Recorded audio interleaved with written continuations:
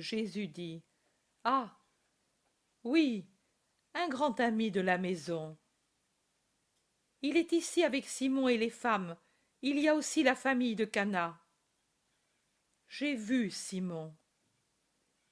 Eh bien, Joseph, par son ami, qui est ami aussi de quelqu'un du temple qui est devenu son parent par les femmes, a su qu'est décidée ta capture. Et il a dit à Pierre: Je l'ai toujours combattu, mais par amour et tant qu'il était encore fort. Mais maintenant qu'il devient comme un enfant à la merci de ses ennemis, moi, son parent, qu'il ait toujours aimé, je suis avec lui. C'est un devoir de sang et de cœur. Jésus sourit en reprenant pour un instant le visage serein des heures de joie. Simon poursuit. Et Joseph a dit à Pierre: Les pharisiens de Galilée sont des aspics comme tous les pharisiens. Mais la Galilée n'est pas toute pharisienne, et il y a ici beaucoup de Galiléens qui l'aiment. Allons leur dire de se rassembler pour le défendre. Nous n'avons que des couteaux, mais les bâtons aussi sont des armes quand on les manie bien. Et si les milices romaines n'interviennent pas, nous aurons vite raison de cette lâche canaille que sont les sbires du temple. Et Pierre est allé avec lui. Moi, pendant ce temps, j'allais chez Lazare avec Nicodème. Nous avions décidé de le persuader de venir avec nous et d'ouvrir la maison pour rester avec toi. Il nous a dit: Je dois obéir à Jésus et rester ici pour souffrir le double. Est-ce vrai? C'est vrai. Je lui ai donné cet ordre.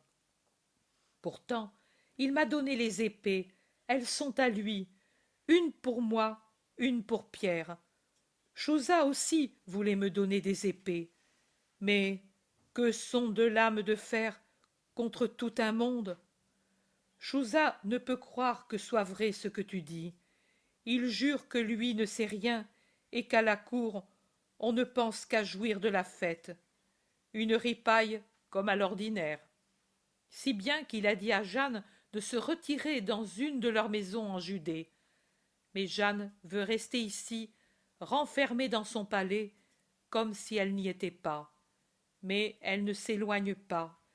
Elle a avec elle Plotina, Anne et Nick, et deux dames romaines de la maison de Claudia. Elles pleurent, prient et font prier les innocents. Mais ce n'est pas un temps de prière, c'est un temps de sang. Je sens renaître en moi le zélote, et je brûle de tuer pour faire vengeance. Jésus est très sévère.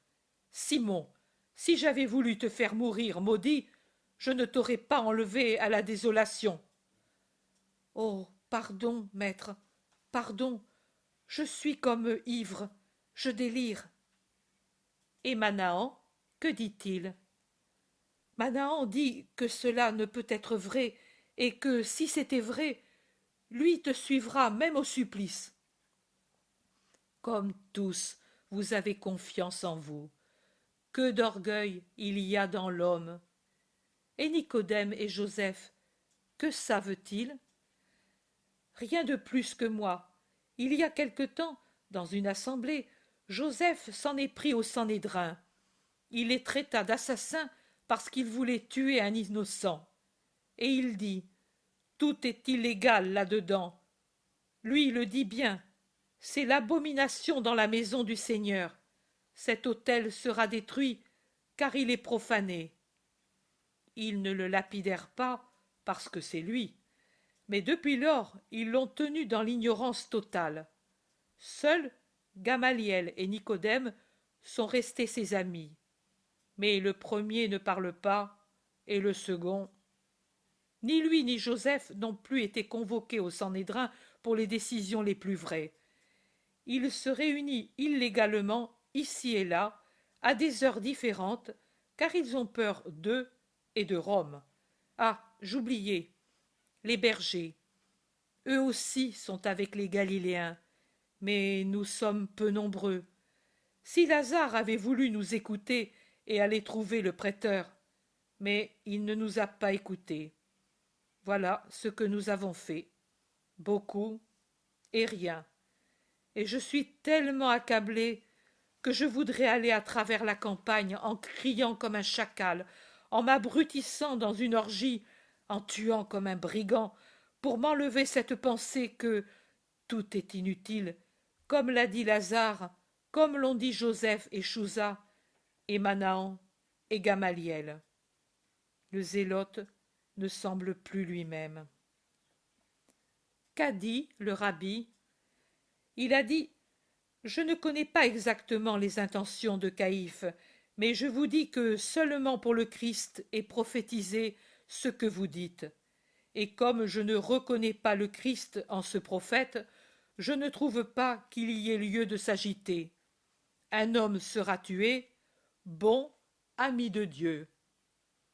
Mais de combien de ses semblables Sillon a bu le sang?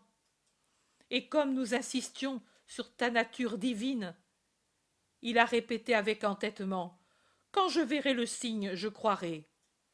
Il a promis de s'abstenir de voter ta mort, et même, si possible, de persuader les autres de ne pas te condamner.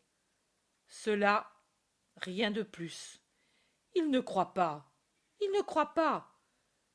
Si on pouvait arriver à demain. Mais tu dis que non. Oh, qu'allons-nous faire, nous? Tu iras chez Lazare, et tu chercheras à y amener autant que tu peux. Non seulement des apôtres, mais aussi des disciples que tu trouveras errants sur les chemins de la campagne. Tu essaieras de voir les bergers et de leur donner cet ordre.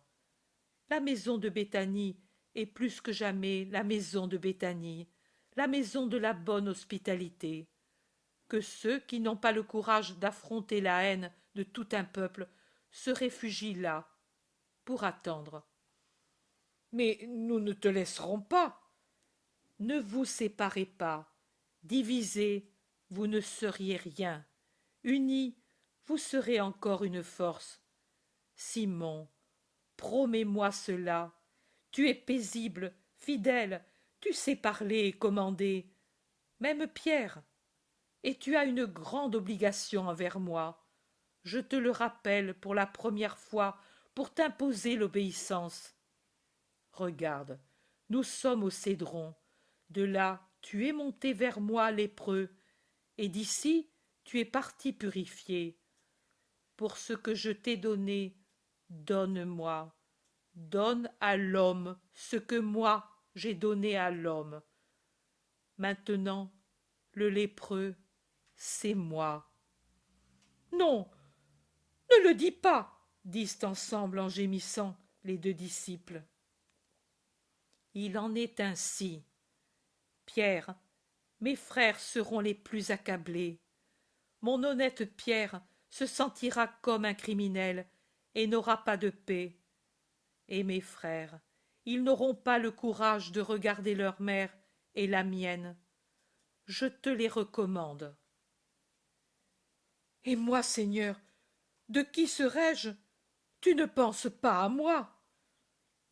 Oh, mon petit enfant, tu es confié à ton amour. Il est si fort qu'il te guidera comme une mère. Je ne te donne pas d'ordre ni de direction. Je te laisse sur les eaux de l'amour. Elles sont en toi un fleuve si calme et si profond que je ne me mets pas en peine pour ton lendemain. Simon, tu as entendu? Promets, promets-moi. Il est pénible de voir Jésus tellement angoissé.